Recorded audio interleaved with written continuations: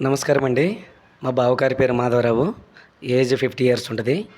మా బావగారికి నెల 5వ తేదీన బ్రెయిన్ స్ట్రోక్ వచ్చింది రైట్ సైడ్‌లో. అయితే పటాన్ చెరువు దగ్గర ఉన్నటువంటి హాస్పిటల్‌లో జాయిన్ చేశాము. బ్రెయిన్ స్ట్రోక్ అని కన్ఫర్మ్ అయిన తర్వాత వాళ్ళు ఛాన్స్ లేదని చెప్పారు. 50-50 ఛాన్స్ అన్నారు. ఆ తర్వాత సిటీ న్యూరో బంజారా హిల్స్ హాస్పిటల్‌కి అడ్మిట్ చేశాము. అక్కడ ఒక 10-12 డేస్ ఐసీయూలో ఉన్నారు. తర్వాత వాళ్ళు ఫిజియోథెరపీ చేయాల్సి వస్తుంది. మీరు ఎక్కడైనా మంచి హాస్పిటల్ ఉంటే అక్కడ అడ్మిట్ చేయమని చెప్పారు.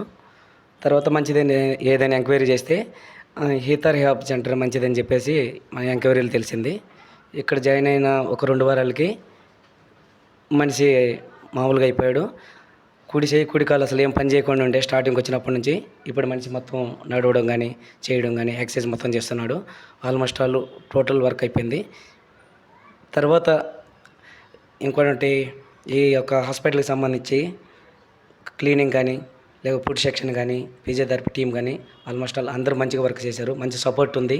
ఏ టైంలో కూడా డాక్టర్ సపోర్ట్ కావాలన్నా కూడా మనకి వితిన్ 5-15 మినిట్స్‌లలో మన దగ్గరకు వస్తున్నారు.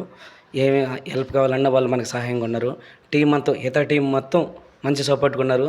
పేషెంట్ కండిషన్ స్టార్టింగ్ నుంచి ఇంటికి పంపించేంత వరకు కూడా ప్రతి ఒక్కరు మంచిగా సపోర్ట్ ఇచ్చి పంపిస్తున్నందుకు టీమ్‌కి థ్యాంక్ యూ.